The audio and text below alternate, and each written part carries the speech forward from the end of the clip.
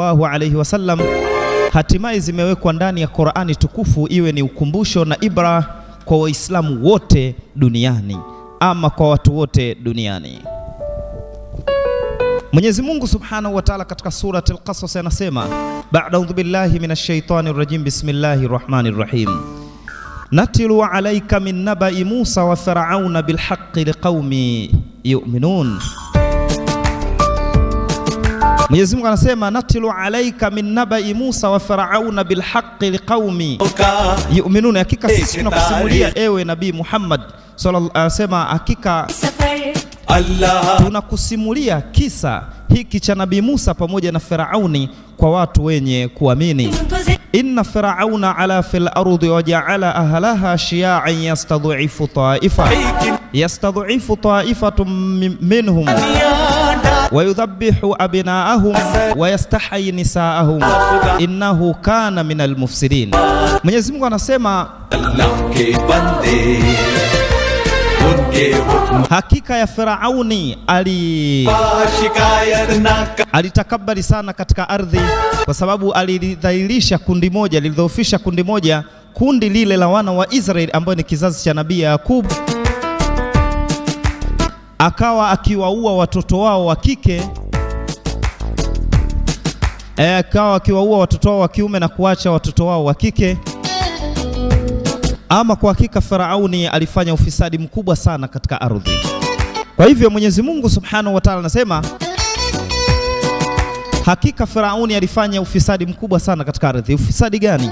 Ni kwamba Firauni ni cheo cha mtawala ambalo kwa kitawala katika nchi ya Misri. Kila mfalme aliyokuwa na tawala alikuwa anaitwa Farao ama Firauni.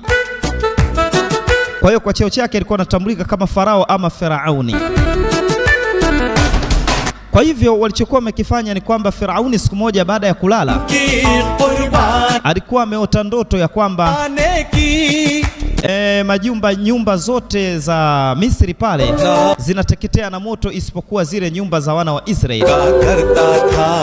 Alipoamka asubuhi akauliza makuhani wake, wakamtafsiria, wakamwambia maana yake atazaliwa mtoto wa kiume kutoka kwa hawa watumwa wetu ambao ni wana wa Israeli. Huyo mtoto itakuwa ni sababu ya kuangamia utawala wako. Kwa hiyo alichokifanya huyu Firauni ni kwamba akatoa amri pale katika nchi ya Misri kwamba watoto wa kiume wa wana wa Israeli wachinjwe, waachwe watoto wao wa kike. Ndio maana Mwenyezi Mungu anasema katika Qur'ani hakika Firauni alifanya ufisadi mkubwa kabisa katika ardhi. Kwa hiyo yote hayo utapata kuyaona katika filamu nzuri kabisa ambayo ndugu yako katika imani Sheikh Saleh Idi na kuletea kwa njia ya filamu. Kwa hiyo tunaanza, hiyo ni sehemu ya kwanza katika nzuri kabisa tunazungumzia historia ya Nabii Musa alayhi salam. Lakini nataka nikueleze kitu kimoja mpenzi mtazamaji, ndugu yangu Muislamu, ili upate kujua nini kinachoendelea. Yani ni kwamba unaposikia wana wa Israeli maana yake ni kizazi cha Nabii Yakub alayhi salam. Nabii Yakub alipata watoto takriban 12. Lakini Nabii Yakub asili yake ni katika nchi ya Israel, katika mji mmoja ambao wakati huo ulikuwa ukiitwa Kanaan ama Kanaani. Hapo ndipo alipozaliwa Nabii Yakub alayhi salam katika kabila la Waebrania. Lakini kuingia kwa wana wa Israeli katika nchi hiyo ya Misri ilikuwa ni kupitia kwa Nabii Yusufu alayhi salam, kama vile tulivyokuwa tumeona kisa cha Nabii Yusufu alayhi salam ambaye aliuzwa katika nchi ya Misri kama mtumwa, lakini baadaye akaja kuwa ni mtawala. Hatimaye sasa Waebrania, wana wa Israeli, kizazi cha Nabii Yakub, wakatoka katika mji wao waliozaliwa ambao ni asili yao mji wa Kanaani ama Kanaani, ndipo walipohamia katika nchi ya Misri. Baadaye ilikwenda Nabii Yusufu alayhi salamu akafariki dunia. Baada ya kufariki dunia akawa ameacha kizazi chake katika nchi hiyo ya Misri. Ndio hawa wanaitwa wana wa Israeli. Kwa hiyo wana wa Israeli katika nchi ya Misri wao walikuwa sio wazawa, sio asili yao pale. Kwa hivyo baada ya kufa Nabii Yusuf alayhi salam, kizazi chake kwa kweli kikawa kinadharaulika na kuteseka sana.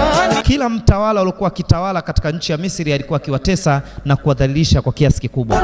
Hivyo Mwenyezi Mungu Subhanahu wa Ta'ala ndipo alipoamua kumpeleka Nabii Musa kwa wana wa Israeli, lengo na makusudio aweze kuwaokoa katika mikono ya Firauni katika dhulma na mateso makubwa. Kwa hiyo nimekupa dondoo chache ili uweze kujua ama kuelewa filamu yetu hasa inaelekea wapi na inahusu nini hasa.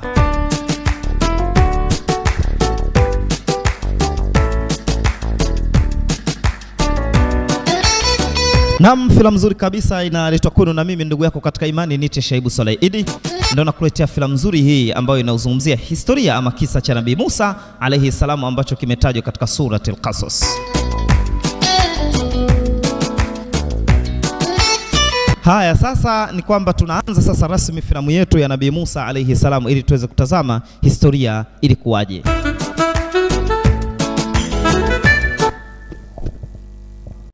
Haya, sehemu ya kwanza hiyo tunaanza katika filamu yetu nzuri kabisa ya kisa cha Nabii Musa alayhi salam.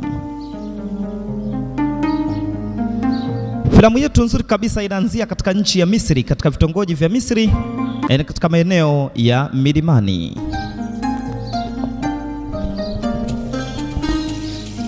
Tunamwona mzee mmoja akiwa pamoja na vijana wake wawili ambako bado hatujajua safari yao wanaelekea wapi.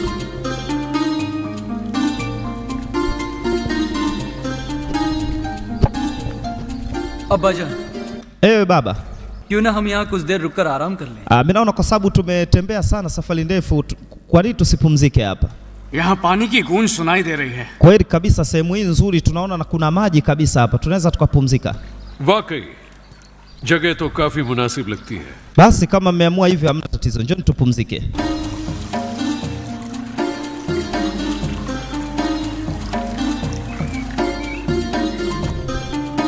Basi wanapumzika hapo katika eneo hilo ambao kulikuwa na chemchemu ya maji, wananao hapo, wanapumzika, wanaonekana alikuwa wametoka safari ya mbali. Hame apni zindagi ki dastan sunaye. Lakini baba, ulisema kuna historia unataka kutusimulia. मेरे साथ ही जिंदगी गुजारी. Mwanangu, bado hujasahau tu. Kuch वाकयात ऐसे भी हैं. Ni jambo la muhimu baba, hiyo historia ulisema utatusimulia historia nzuri kabisa. मैं शुरू से सुनाता हूँ. Basi msio na wasiwasi, nitasimulia. हमेशा अच्छी लगती है अब्बा जान. Kwa kweli milele katika maisha yetu tulikuwa tuna hamu sana ya kusikia hiyo hadithi ambayo baba umesema ni hadithi nzuri kabisa yenye mafunzo. Hebu tusimulie basi. वो बड़ा कश्मकश का दौर था. Ambia sawa, nitakusimulia ni historia ya Musa alayhi salam. जाके कत्ल का हुक्म जारी किया. Vipi mambo yalikuwa wakati huo? ये उससे कम थी. Basi ndipo alipoanza kuwasimulia kisa cha Nabii Musa alayhi salam. Basi mpenzi mtazamaji, ndugu yangu katika imani Muislamu, kama nilivyokueleza, Allah Subhanahu wa Ta'ala anaeleza ni kwamba Firauni baada ya kuota ndoto yake ile na makuhani wake wakamtafsiria kwamba atazaliwa mtoto wa kiume kutoka kwa wana wa Israeli ambaye itakuwa ni sababu ya kuangamia utawala wake. Kwa hiyo alichokifanya huyu Firauni ni kwamba aliwaamrisha askari, kila mwanamke ambaye atakayejifungua mtoto wa kiume, basi mtoto wake alikuwa anachukuliwa na kuchinjwa. Baada ya kuchinjwa na kwenda kutupiwa mtoni kabisa. Kwa hiyo ndicho alichokuwa kifanya Firauni. Mzee anazidi kuwasimulia. Wakati huo mama yake Musa alayhi salam naye ndipo alipojifungua mtoto wa kiume huyo hapo. अम्मा जान, मैं जानती हूँ कि इससे Ambia, haya mama, sasa utafanyaje? Ina maana wanaweza wakamchinja na huyu. ओह Maryam, Mwanangu, kwa kweli hata na mimi nasikitika. Sijui nifanye nini mimi. Basi huyo ni mama yake Musa akiwa pamoja na mwanae huyo Musa ambaye kidogodogo kabisa na dada yake Nabii Musa ambaye ni huyo alikuwa akiitwa Miriam ama Maryam. Basi alichokifanya huyu mama yake Musa ni kwamba alitengeneza kitu kama kitenga fulani, alafu akawa amemweka Nabii Musa alayhi salam katika kile kitenga na hatimaye akamwacha katika huo mto, kikawa kile kitenga kinaelea. Lakini katika eneo hilo la huo mto ilikuwa ni karibu kabisa na ikulu ya mheshimiwa Firauni, na wafanyakazi wake ambao ndio hao kama unavyoona, miongoni mwao walikuwa ni wanawake, walikuwa wapo karibu kabisa na mto huo wakipendelea kuoga hapo na wakifanya shughuli zao mbalimbali. ये किसी नन्हे बच्चे की चीख है, जाओ जरा देखो तो। Njoo basi bwana tuoge wote, wewe unaogopa nini?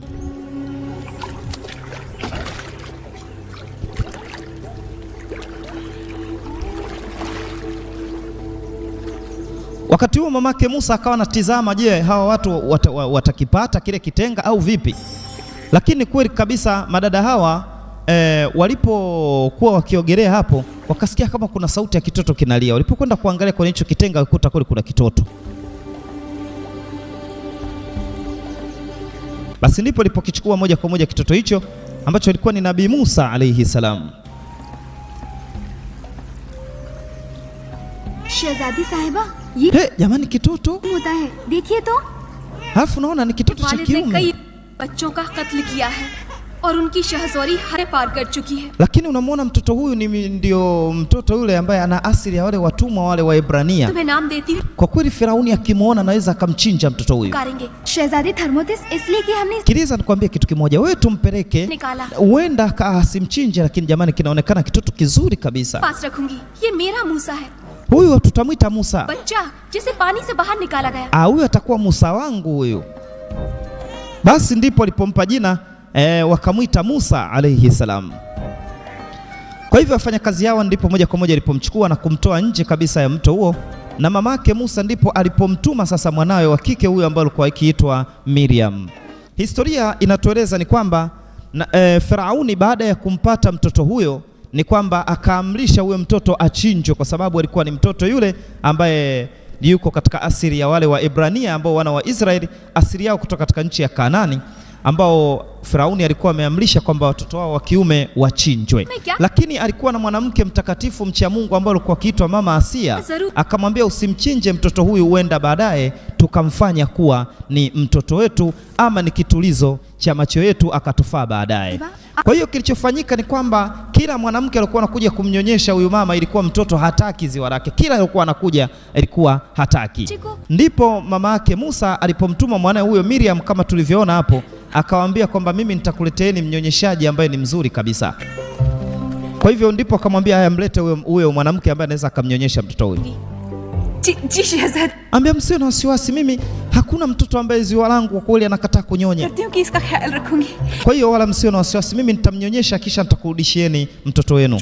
Kwa hivyo ndivyo ilivyokuwa kwa mama yake Musa. Kwa hivyo akachukuliwa ule mtoto na mama yake Musa alayhi salam, huku Firauni akiwa anamlipa ujira yule mama yake Musa ambaye alikuwa akimlelea mtoto wao. Ambia basi watoto wangu, hivyo ndivyo ilivyokuwa. Nabii Musa miaka ilizidi kwenda, baadaye akawa ni mtu mzima kabisa, akawa amekuwa. Kwa hiyo huyo ndio Nabii Musa akiwa pamoja na mama yake. Unayemuona hapo ndio Nabii Musa, alikuwa ni mtu mwenye nguvu kwa kweli, historia inaeleza. शहजादा होने के नाते ये मेरी तरबियत का हिस्सा है कि मैं मुल्क के तमाम इलाकों का दौरा करूं, सीखूं कि हुकूमत के इंतजामी उमूर कैसे संभालते हैं। मुझे जिम्मेदार बनाया गया है चिकनी मिट्टी वाले गढ़ों के इलाकों का। Ambia kwa hiyo mama, usio na wasiwasi, kwa kweli umezaa mtoto ambaye ni mwema kabisa, na mimi namcha Mwenyezi Mungu Subhanahu wa Ta'ala, na muabudu Mungu wa Israeli. अम्मा जान, Ewe mama, आप मेरी तरफ से ये तोहफा कबूल फरमाएं। kwa kweli mama, nikwambie tu kitu kimoja, hakuna mtu ambaye ninayempenda wa pekee kama wewe mama yangu mzazi. Ninakupenda sana mama yangu. Huyo ni mama yake Musa ambaye tayari amekwisha kuwa mtu mzima, na mwanawe ndio huyo amekwisha kuwa mkubwa kabisa. Ambia kwa kweli, mwanangu, nakuhofia usije ukapata matatizo hapa Misri. हो सकता है अल्लाह ताला ने तुम्हारे लिए कोई अहम काम सोच रखा हो। अल्लाह ने मुझे एक ऐसा बेटा अता किया है जो मिस्र के। Kwa kweli namuomba Mwenyezi Mungu Subhanahu wa Ta'ala kuhifadhi mwanangu kutokana na mabaya na matatizo mbalimbali. Basi kama nilivyokueleza mpenzi mtazamaji, ndugu yangu katika imani Muislamu, kizazi cha Nabii Yakub wana wa Israeli wakaanza kutumikishwa kazi, wakifanywa kuwa ni watumwa katika serikali hiyo ya Firauni. Wanafanya kazi usiku na mchana, wanapewa chakula kidogo, wakati mwingine walikuwa wapewi, wengine walikuwa kiuawa bila sababu ya aina yoyote. Lakini ndio ala kuli hali kwamba kwa kweli Firauni alikuwa ni mtu fisadi, alikuwa ni mtu mkatili kweli kweli. Basi hao ni Waisraeli ambao ni watumwa katika nchi ya Misri, wakifanyishwa kazi hapo, wakisimamiwa na askari hawa wa Kimisri. Lakini Nabii Musa alayhi salamu, yeye ilikuwa amepewa cheo cha kusimamia kazi zote hapo, na yeye akiwa ni mtu mwenye nguvu kweli kweli, kwa sababu alikuwa yeye amelelewa katika nyumba ya Firauni. Kwa hiyo akawa amepewa cheo kuonekana kama ni mtoto wa mheshimiwa mfalme Farao. Kwa hiyo akawa anasikilizwa sana. Ambia haya, tumekupa mjeredi huo, wasimamie wenzako hapo, simamia hao Waisraeli wenzako. आओ काम पर लग जाए। Haina haja mimi kuwatumikisha nyinyi, na mimi nitakusaidieni kufanya kazi hiyo. Kwa hivyo Nabii Musa japokuwa ni kwamba yeye alikuwa amepewa kipaumbele na Firauni, ingawaje ilikuwa hamuamini sana, lakini kwa kuwa alikuwa amemlea katika nyumba yake Firauni huyu, akawa hana wasiwasi naye sana. Kwa hiyo akawa amepewa cheo cha kuwa anasimamia shughuli mbalimbali hapo katika nchi ya Misri. Lakini ni kwamba Firauni alikuwa hajui kwamba mtoto huyu alikuwa ni mtoto wa huyo mama ambao wao walikuwa wamempa kwa ajili ya kuwalelea. Kwa hiyo Nabii Musa akawa anarudi katika familia yake kisirisiri. Baada ya hapo akishamaliza kuzungumza nao, anarudi moja kwa moja kwa Firauni. पूरा यकीन है मेरे भाई ने तमाम मुहाफिजों के लिए काफी मुसीबत खड़ी कर दी है। Ambia kwa kweli ndugu yangu anaishi katika hali mbaya sana, kwa sababu imekuwa ni anaishi katika hali ya kujificha ficha, anaogopa Firauni asije akagundua kwamba sisi ndio familia yake. साफ है Huyo ni Harun anayozungumza. इनके आवाम की तकलीफों को महसूस Huyo unayemwona hapo ndio dada yake yule किया Miriam, ameshakuwa mtu mzima, wako pamoja na mama yao. अपने बेटे पर बहुत फख्र है। Lakini mimi ninasema kabisa Mwenyezi Mungu atamhifadhi mwanangu. के लिए उम्मीद का वायस हो। हाँ पर तुम ये बात बिल्कुल मत भूलना कि वो दुश्मन भी इकट्ठा कर रहा है। Anaambia sikilizeni nikwambieni kitu kimoja. Nyewe mnajua kabisa kwamba Firauni amejenga uadui mkubwa sana na sisi kizazi cha Nabii Yakub. Sasa unafikiri tutafanyaje hapo ili kuweza kumtoa Musa katika hali mbaya kabisa, wasije wakajua kwamba ana familia yake hapo. तो इब्रानी भी ठीक तरह से बोल नहीं पाता, वो तो आपकी सोच से भी ज्यादा मिस्री है। Kaka dada yake Miriam akasema kama basi itakuwa hali imeshakuwa ni ngumu kiasi hicho, naogopea kwamba Musa baadaye atakuja kugundulika. Mimi naona ni bora kabisa hata angeama na mji wenyewe huu. मर गया। Lakini siku aliyokuja Nabii Musa alayhi salam, siku hiyo akawa amekuta kwamba mmoja miongoni mwa watu ambao ni katika asili yake Muisraeli kama yeye, अपने काम पर लग जाओ। alikuta mmoja wao ameuliwa na askari. Akaona kwamba iwezekani kabisa mwenzangu auawe hivi, lazima mimi nitakwenda kumrudishia huyu Mkipti. Akamwambia kwa nini umemuua yule? समझे तुम? Sasa anamwambia kwa nini umemuua? Ambia yeye hawa si watumwa tu, kwani tukiwaua kuna hasara gani? Hakuna hasara yoyote, kwanza hawa sio wazao hapa, na wewe ngoja nikuadhibu. Basi Nabii Musa moja kwa moja kwa kumtetea Mwisraeli mwenzake akawa amemuua bwana huyo ambaye alikuwa ni Mkipti, yeye alikuwa ni Misri, ambalo ni kosa kubwa kabisa. Firauni kama atasikia moja kwa moja Musa anaweza akauawa. Musa alivyomwangalia huyu mtu akaona ya Rabbi, nimeshaua. किसी आदमी को कत्ल करके कैसा महसूस हुआ? Ambia baada ya hapo sasa baba, nini kilichoendelea? Mzee bado anawasimulia watoto wake. Je, Musa alikamatwa? अपनी नाकाबिल तलाफी गलती का एहसास हुआ। Ambia hapana, Musa hakuweza kukamatwa, bali alirudi nyumbani kwao nyakati za usiku kabisa. और मेरी रूह इस एहसास से गुनाह में। Lakini wakati huo tayari taarifa zilikuwa zimekwisha fika kwa Firauni kwamba tayari kule kuna Mkipti ameuawa na Musa ambaye ni Mwisraeli. कत्ल करने के सिवा कोई और रास्ता होता। Kwa hiyo ni kwamba tayari msako ukaanza kumtafuta Nabii Musa. कत्ल में कोई Je, walimpata? बेटे Ambia hawakuweza kumpata. फिरौन ने क्या किया? Sasa je, Firauni alifanya nini baada ya hapo? दौड़ा दिए। उसे मेरा सर चाहिए था। Musa siku aliweza kuhama kutoka Misri na kuelekea katika mji wa Madiani. Anaendelea kuwasimulia. Sasa familia ya Nabii Musa ikawa na hicho ambacho kimetokea. Nabii Musa nyakati za usiku.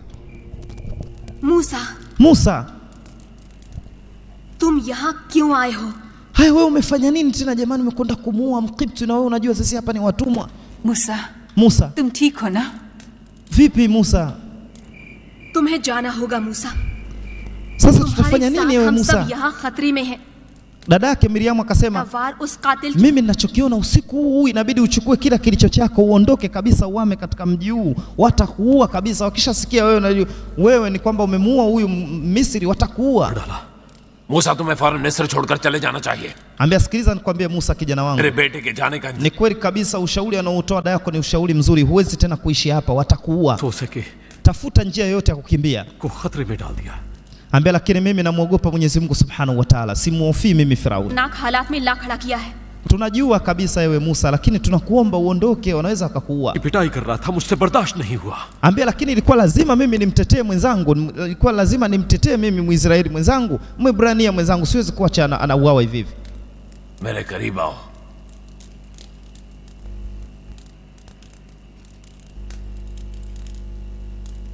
Ibrahim, इसाक और याकूब के अल्लाह का साया तुम पर कायम रहे।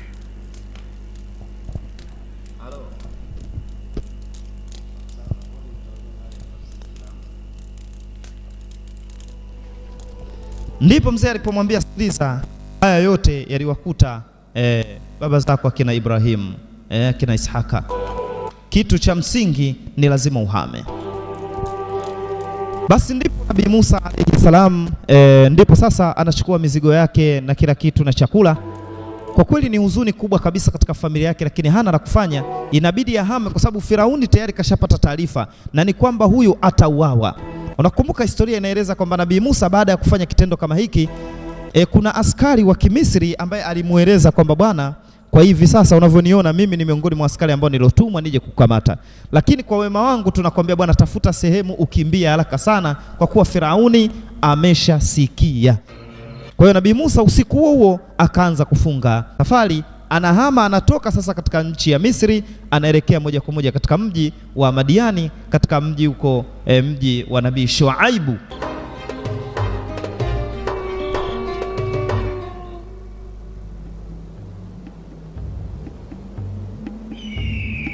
Basi tunakuja moja kwa moja katika mji ambao tunaona kuna milima, mji umetulia kabisa. Mji huo ulikuwa ukiongozwa na Nabii Shuaibu, ndio yeye alikuwa anawaongoza watu huko katika mji huo ambao Nabii Musa alayhi salam alikimbilia huko na yeye baada ya kufanya madhila makubwa kabisa katika nchi ya Misri, kama tulivyoona kwamba amemuua yule Mkipti.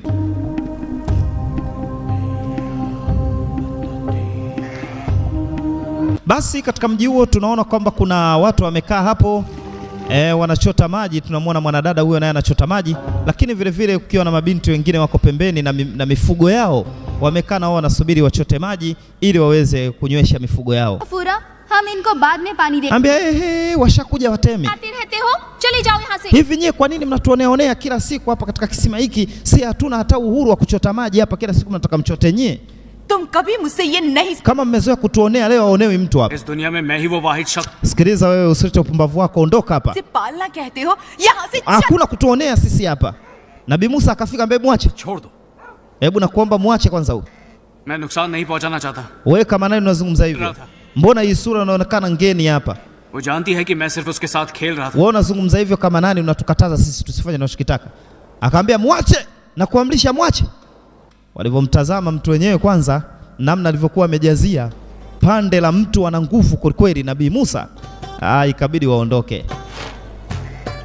Kwa hiyo akawa amewatetea mabinti hao wawili ambaye ni mabinti wa Nabii Shuaibu, wakanywesha mifugo yao siku hiyo mapema kabisa na wakarudi nyumbani mapema mpaka baba yao akashangaa. की तरफ से नजर हटा ही नहीं सका। क्या बात है, आज तो इतनी देर से क्यों आई है? रेगिस्तान Ambia vipi wanangu, mbona mmerudi mapema? लाया। उसने सिर्फ Ambia kwa kweli baba, tumekutana na mtu mwenye nguvu kweli, katutetea leo mpaka tumenywesha mifugo yetu mapema kabisa na tumerudi mapema. था जो रेगिस्तान से उभर कर आया। Ambia kwa kweli baba, mtu huyu atakufaa sana katika kazi zako na tunamuona sisi ni mtu mwenye nguvu kabisa. आए वो मिस्री शख्स।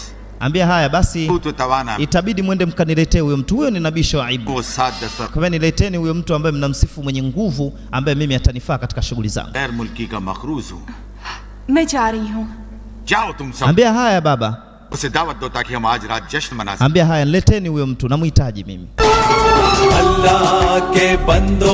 Basi sehemu ya kwanza ndio imeishia hapo, lakini bado tunaendelea na filamu yetu. Usiondoke, usikae pembeni, bado tunaendelea na filamu yetu nzuri kabisa ambayo inazungumzia historia ya Masihi ya Nabii Musa alayhi salam.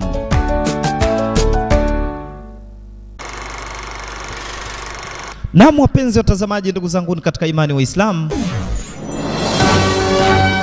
kama kawaida ndugu yako katika iman, nite Shaibu mwana wa Salaidi. Bado tunaendelea katika filamu yetu nzuri kabisa, filamu ambayo ina ya Nabii Musa alayhi salam katika nchi ya Misri.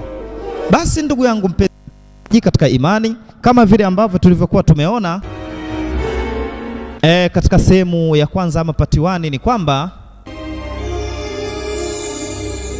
Nabii Musa alayhi salamu aliweza kuokotwa katika mto ule katika nchi ya Misri, na baadaye akawa amelelewa katika nyumba ya Firauni ama katika ikulu ya Firauni. na baadaye akawa amekuwa mtu mzima kabisa. Lakini kama tulivyoona kwamba Nabii Musa alikuwa amemuua Mkipti, yani ni mtu ama mzawa katika nchi ya Misri. Kwa hiyo baada ya kufanya kosa kama hilo, Nabii Musa alayhi salam tuliona kwamba aliweza kukimbia katika nchi hiyo ya Misri na akaelekea katika mji wa Nabii Shuaibu alayhi salam. Kwambia leo tuko na Wapakistani leo.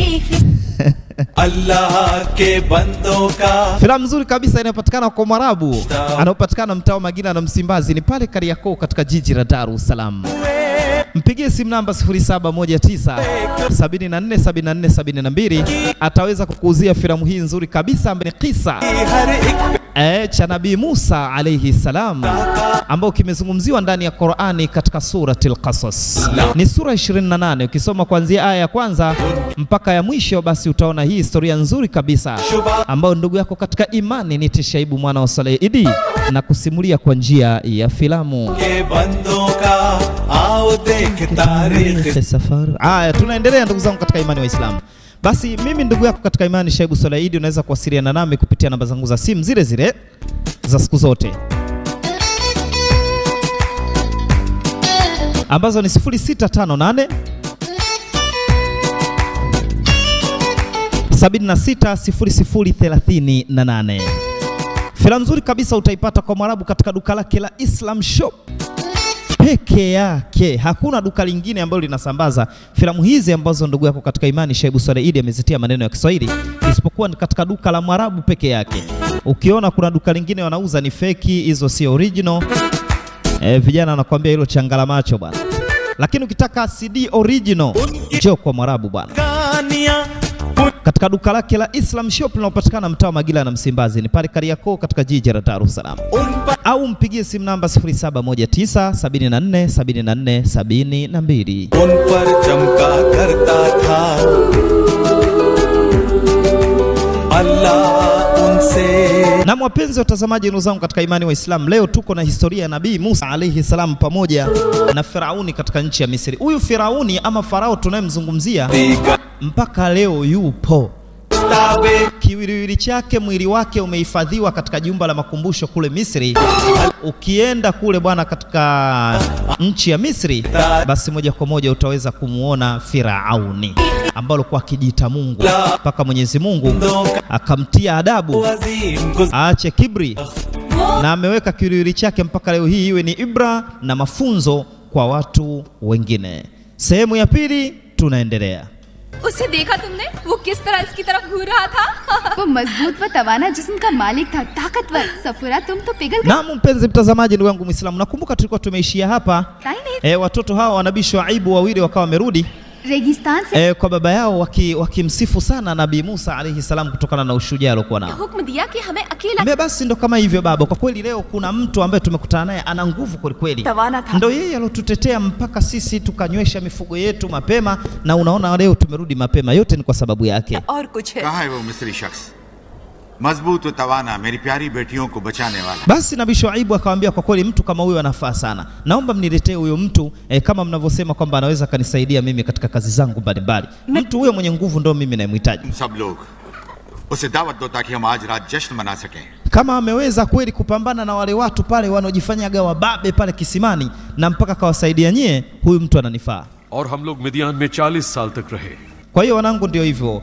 Ndipo Nabii Musa akafika katika mji wa Madiani, katika mji ambao ulikuwa ukitawaliwa na Nabii Shuaibu. खुद मैंने भी मालूम करने की कोशिश नहीं की. वो क्या अब्बाजान? Baba, hebu kula kwanza kidogo. खुशहाल जिंदगी गुजार रहा था तुम्हारी. Basi ndipo Musa alipoanza maisha yake katika mji huo wa Madiani akiwa pamoja na Nabii Shuaibu. Kwa hiyo anaendelea kuwasimulia historia ya Nabii Musa alayhi salam.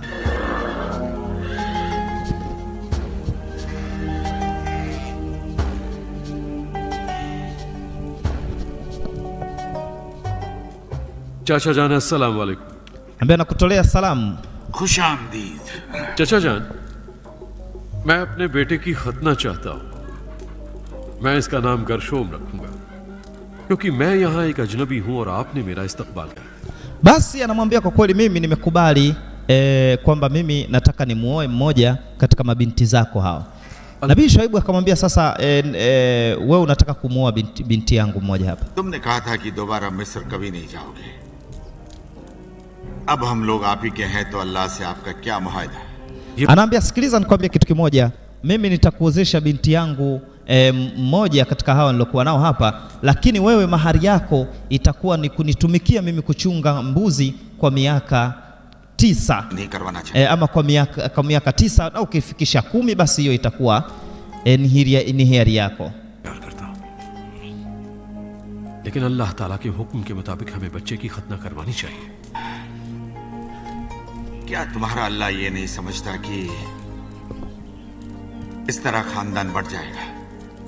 Anamwambia sikiliza nikwambie kitu kimoja, mimi ninachokuomba ni bora wewe ukakaa ama ukaishi hapa katika mji wangu huu wa Madiani, kwa sababu nahofia kabisa utakaporudi Misri itakuia vigumu sana. Misri Firauni anaweza hiyo hatia ambayo ulikuwa nayo ambayo ulikuwa amenisimulia. Lakini Nabii Musa wakati huo alikuwa anamwambia kwamba mimi Mwenyezi Mungu amenipa amri sasa nirudi katika nchi ya Misri, nende nikawalingania wana wa Israeli. इसहाक के अल्लाह, ऐ मेरे वालिद याकूब के अल्लाह, Naambia yeye Mwenyezi Mungu, मुझे इस जिंदगी से प्यार है। hakika mimi wewe ndio unaojua maisha yangu, hatima ya maisha yangu na kila kitu. Lakini Mwenyezi Mungu unaniamrisha mimi nirudi kwa Firauni, ni yule mtu ana majeshi, ni mtu ambaye ni mwenye nguvu kweli kweli. और बेटे गर्शोम से Nafikiri nitafanyaje Mwenyezi Mungu Subhanahu wa Ta'ala kama lau mimi nitarudi kwa Firauni hali ya kuwa yule ana majeshi, ana nguvu na kila kitu?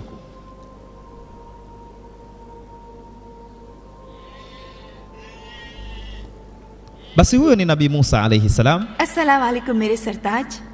Mbea salama na amani iwe juu yako. हमसफुरा Ambia salama na amani iwe juu yako na wewe. ले खाने और मशरूबात लाई हूं बराए करम। Ambia nimekuletea kinywaji hiki pamoja na chakula.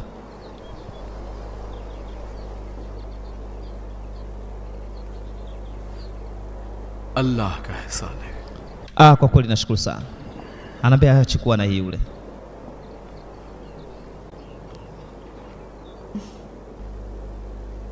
मैं फिर से हामिला हो गई हूं मूसा। Kwa kweli nimetokea kukuamini sana ewe Musa. अल्हम्दुलिल्लाह, Shukuru Mwenyezi Mungu aniamini. वो करीम है, उसने हमें सुकून की जिंदगी दी। Kwa nini unaniamini kiasi hiko? चौलादे नरीना हो। Na kuona ni mtu mwema, ni mtu mpole, ni mtu ambaye kwa kweli una hekima sana ewe Musa. क्या हुआ मेरी प्यारी सौजा? मुझे आपके अल्लाह से डर लगता है। Lakini kwa kweli ninahofia चाहती कि वो गुस्सा हो जाए। kama lau sisi tutaondoka hapa katika mji wa Madiani tukaenda Misri, ni uone kwamba inaweza kukuletea matatizo, ukaanza kupata misukosuko na hata pengine ukauawa. Basi anaendelea kuwasimulia sasa, huyu mzee anawasimulia vijana wake. कि आप कहाँ रहते थे? मैं दोबारा मिस्र नहीं जाना चाहता। क्या आप अभी समझते कि गोशन वहाँ है? Ambia sasa baba, baada ya hapo ikawaje? Gaussian वही है। मेरे लिए ये ऐसा ही है जैसे मैं दो लोगों के बीच अटक गया। Ambia haikuwa na jinsi, kwa sababu tayari ilikuwa ni amri kutoka kwa Mwenyezi Mungu Subhanahu wa Ta'ala.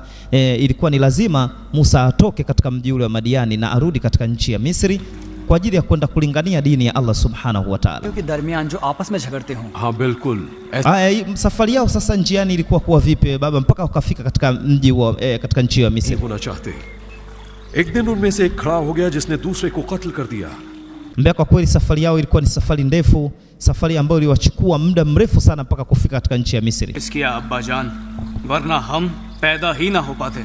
वाकई दोनों कभी एक दूसरे से राजी नहीं होना चाहते।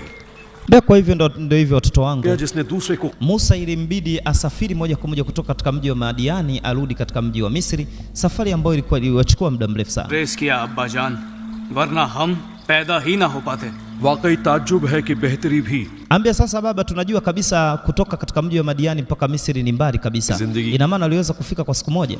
Ambia hapana. शर्वाह था और मेरे पास Iliwachukua muda mrefu sana kwa sababu safari yao ilikuwa wakienda usiku na mchana, usiku na mchana. लेकिन अब्बा जान, Lakini baba, एक शहजादे हो। sasa baada ya hapo nini kilitokea? मैं शहजादे की तरफ पला बढ़ा। Ambaye kilichotokea ni kwamba Nabii Musa alayhi salam, Mwenyezi Mungu kwa sababu alikuwa amempa amri aende kwa Firauni, ndipo alipomwambia Mwenyezi Mungu kwamba yeye si mfasaha sana katika usemaji, katika ulimi wake. Kwa hiyo amjalie mtu ambaye atakayemsaidia katika kuzungumza, nawe ni msaidizi wake. Ndipo Mwenyezi Mungu Subhanahu wa Ta'ala alipomwambia Musa kwamba aungane na ndugu yake Harun. Kwa hiyo wakawa wako wawili sasa, Nabii Musa pamoja na Nabii Harun.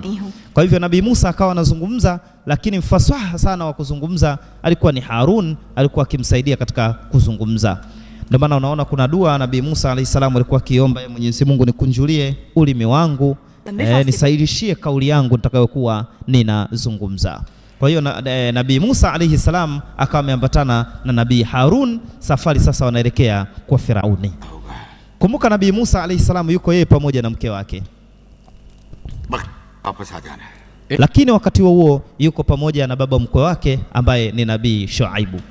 Ambia basi jamani, mimi safari yangu nitakuwa nimeishia hapa, ili bakia huko mtakwenda wewe pamoja na mkeo na familia yako kiujumla. Ambia sawa baba.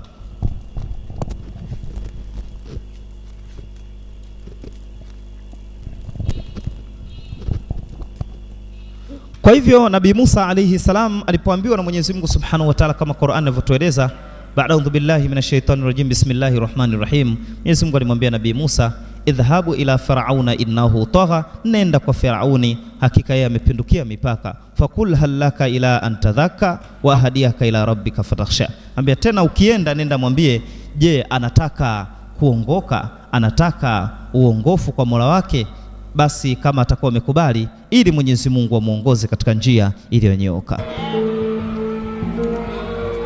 Taona historia hii Mwenyezi Mungu Subhanahu wa Ta'ala amesimulia. Kwa hiyo safari inaendelea.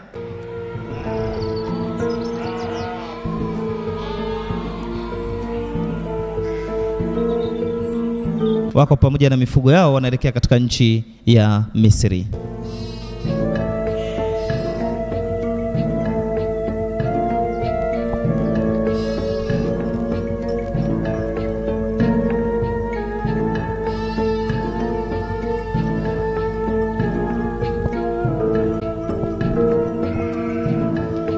Basi ndipo walipofunga safari, wakawa wanatembea usiku na mchana, sababu ni mbali kulikweli kutoka katika mji wa Madiani mpaka kufika katika nchi ya Misri.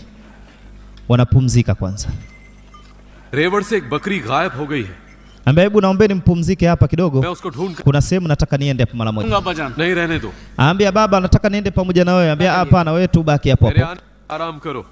Nyinyi bakini tu hapo hapo, angalieni mifugo, mimi nakuja.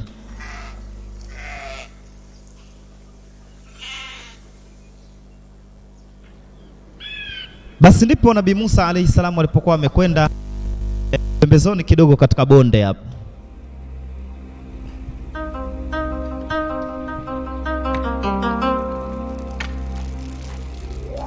Lakini katika tembea yake Nabii Musa akashangaa, akiangalia anaona mbona kama kuna kijiti kinateketea na moto.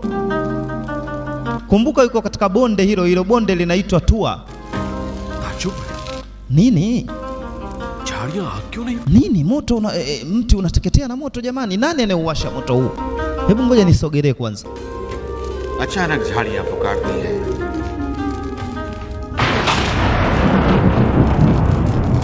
Musa. Ndipo alipoanza kuambiwa sasa anaitwa ewe Musa. Ambia ewe Musa, vua viatu vyako, hakika hapa upo katika bonde takatifu kabisa. Vua viatu vyako ewe Musa, upo katika bonde takatifu. Ndipo Nabii Musa alayhi salamu alipovua viatu vyake na akapiga magoti, akaambia hakika mimi ni Mungu wako ewe Musa. Ndio utaona Mwenyezi Mungu Subhanahu wa Ta'ala katika Qur'ani anasema, hal ataka hadithu Musa idh nadahu rabbuhu bilwadi almuqaddas Tuwa. Hivi imekufikia habari ya Musa pindi ama wakati ambapo Mwenyezi Mungu Mola wako alipomwita katika bonde takatifu la Tua? Ndio hapo sasa Mwenyezi Mungu alimwita ambaye alikuwa akizungumza na Nabii Musa kupitia moto. Kwa hiyo anamwambia wewe Musa, hakika wewe ni mtume wa Mwenyezi Mungu, mimi nimekuteua na ninakwambia elekea kwa Firauni, hakika yeye amepindukia mipaka. Nenda kamwambia sijiite Mungu na umfundishe njia iliyokuwa ya haki kabisa. Akamwambia ya Rabbi, sasa mimi nitakwenda kuonyesha nini kule ili aniamini? अगर उन्होंने मेरा यकीन ना किया तो? Kwa sababu ule mtu atakuwa atahitaji tu miujiza. Je, nifanye nini? Anaambia tupa fimbo yako chini uone. Nabii Musa alipotupa fimbo yake, ikageuka nyoka anataka kukimbia. Aambia hapana, usikimbie, rudi hapo hapo, usikimbie.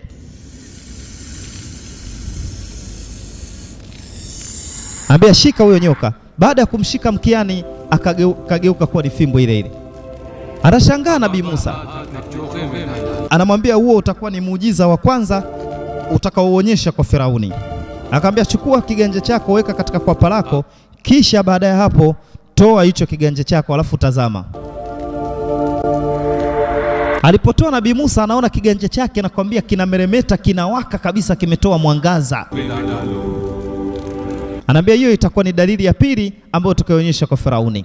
Anamwambia toa sasa mkono wako alafu uangalie tena kwa mara pili. Anatoa anaona ule mwanga haupo tena. Anambia hizo ndo zitakazokuwa ni alama zako mbili ama miujiza yako miwili kati ya mingi ambayo mimi nitakujalia wewe kuonyesha kama ni dalili kwa Firauni ili aweze kuamini kwamba ni mtume wa Mwenyezi Mungu. आप मेरे अल्लाह हैं। Mwenyezi Mungu, मैं बोलचाल में अच्छा नहीं हूँ, मैं हक लाता हूँ, lakini mimi kama unavyojua si mfasaha wa uzungumzaji.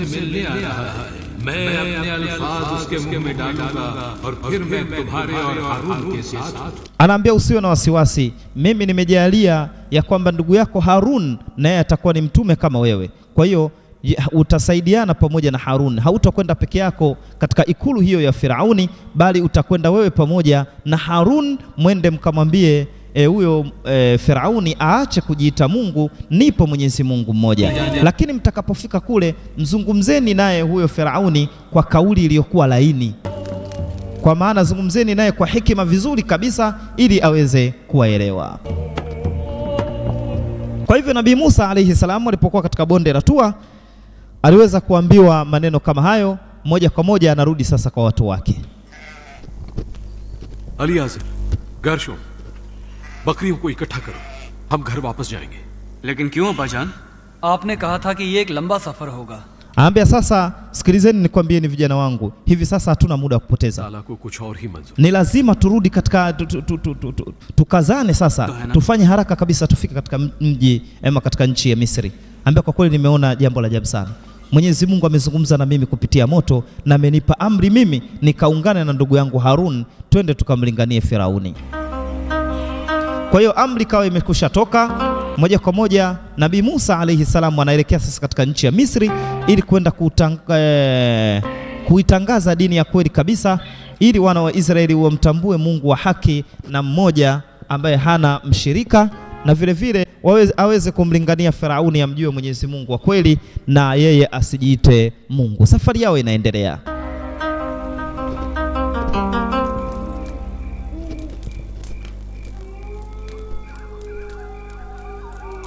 अस्सलाम वालेकुम चाचा जान। वालेकुम अस्सलाम। बैठ जाओ मूसा, कुछ खा लो। अब्बाजान, आपने पूरी दास्तान दादाजान को क्यों नहीं सुनाई? Sasa tuambie nini kilitokea katika hiyo safari yao wewe baba? ये कह देता कि अल्लाह ताला का हुक्म है कि मैं फिरौन के सामने मौजज़ात दिखाऊं, और अगर उसने मेरे लोगों को जाने से रोका तो अल्लाह। Anaambia sikiliza nikwambieni enyi watoto wangu, unajua nini kilichoendelea baada ya hapo? Ni kwamba kwa sababu Mwenyezi Mungu alikuwa anataka kusimamisha hukumu na sheria zake katika nchi ya Misri, ndipo alipomwambia Nabii Musa pamoja na Haruni waelekee kwa Firauni. Lakini kwa kweli katika safari yake Musa njiani alikuwa amepata mitihani mikubwa sana. वो कोई पागल ही होता जो डर न चाहता।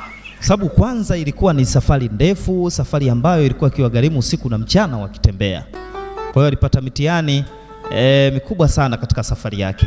Ndio hao sasa Nabii Musa alayhi salamu akiwa na familia yake wanaelekea sasa katika mji katika nchi ya Misri. आज की शब हम यहीं कायम करेंगे। Anaambia jamani, nafikiri tunakaribia sasa, tutafika sasa hivi, wala msio na wasiwasi. Lakini kwa mimi nimechoka jamani. Mara huyo kaanguka chini. Safari ni ndefu kweli, ni ndefu, alafu wanatembea kwa mnyama, nyama wenyewe hawa ni wachache. Wako kama punda wawili pamoja na ngamia mmoja. Kwa hivyo wanapokezana, mara mwingine anapanda, anashuka na nini, wanatembea kwa miguu. Kwa hiyo hali imekuwa ni ngumu kweli. Mama anamwambia kwa kweli safari hii imekuwa ni ngumu. Basi kwa nini basi usimwombe Mwenyezi Mungu wako tukaishia hapa katika mji wa Madiani? Anaambia sikiliza, haiwezekani kabisa. Ni lazima tujitahidi tufike katika nchi ya Misri kwa sababu ni amri ya Mwenyezi Mungu Subhanahu wa Ta'ala. और आपने मिदियन छोड़ने से पहले उसके बारे में कुछ Mimi naona kabisa ni bora basi hata ungemwomba Mwenyezi Mungu tukabaki katika mji wa Madiani. Mimi naona kwa kweli unakuja unaenda kujipa tabu kabisa katika nchi ya Misri. Hawa watu watakuua. Anaambia sikiliza nikwambie, japokuwa Firauni au Farao ana majeshi, ana nguvu na kila kitu, lakini hawezi kumshinda Mwenyezi Mungu Subhanahu wa Ta'ala. Kwa kuwa mimi Mwenyezi Mungu amenipa ngao kubwa kabisa. Ameniambia tutakapofika kwa Firauni tumtaje, tusimsahau Mwenyezi Mungu, tusikose kumtaja, atatupa iza na nguvu kubwa kabisa. Kwa hiyo usio na wasiwasi mke wangu. मुझसे गुफ्तगू की Najua kabisa tutakuwa ni wenye kushinda. मिस्र भेजा है फिरौन से बात करने के लिए. Na ninajua kabisa tutapata ushindi. Firauni hataweza tena kujiita Mungu. अल्लाह अपने लोगों को निजात दिलाना चाहता है. Mwenyezi Mungu ni muweza wa kila kitu, anaweza kufanya chochote anachokipenda. Sephora क्या हुआ? सफोरा मुझे कुछ अच्छा महसूस नहीं हो रहा. Mbele lakini kwa kweli wewe Safura, kwa kweli na mimi naanza kujisikia hali yangu ni kama hali yangu ni mbaya kidogo. चलिए. Ni mkewe huyo ambaye alikuwa amemuoa moja miongoni mwa wale watoto wawili wa Nabii Shuaibu katika mji wa Madiani. Kwa kweli ilikuwa ni safari ngumu kweli kweli. मुझे ठंड लग रही है सफोरा, कुछ ओढ़ा दो. Basi ndo hivyo hali ya Nabii Musa kidogo imekuwa ni tete ni kutokana na safari ndefu, alafu ndo hivyo unajua safari za majangwani joto kweli. Kwa hiyo kidogo kama hali ikawa imebadilika. आपके कहने का मतलब क्या है? अल्लाह मिस्र के हर पहले बच्चे को हमें गर्शोम का खतना करवाना ही है. मुझे अल्लाह ताला का हुक्म मानना ही होगा. मैं मर जाऊंगा सफोरा. मैं बीमार हूँ, मैं बहुत थक चुका हूँ. आप ऐसा न कहिए मेरे सरताज, बस आराम कीजिए.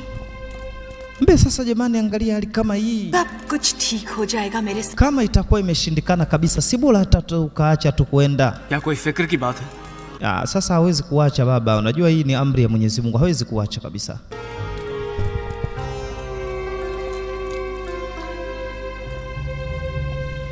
Kumbuka ni CD namba 1 na hiyo ni sehemu ya pili, bado tunaendelea. Kwa mimi ndugu yako katika imani Shaibu Saleh Idi kuletea historia nzuri kabisa, kisa cha Nabii Musa alayhi salam. Ni CD namba 1. वो इंसान है अली अजहर, मैं तो बस इतना ही समझती हूँ. तुम्हारे अब्बा का आधा दिल मिस्र में है और उनका आधा दिल गोशिन में था. Anaambia lakini sikiza nikwambia kitu kimoja, unajua baba yako yuko katika hali ngumu sana. Yaani hali yake itakuwa ni ngumu sana kwa sababu huko anapokwenda tayari ana hatia, alishaua mtu. Kwa hivyo mpaka sasa hivi anatafutwa. Sijui kwa kweli itakuwaje kama watamuona. Mimi ndio maana naona nina hofu kabisa, anaweza kukamatwa huyu na askari wa Kimisri alafu wakamuua moja kwa moja, mkamkosa baba yenu.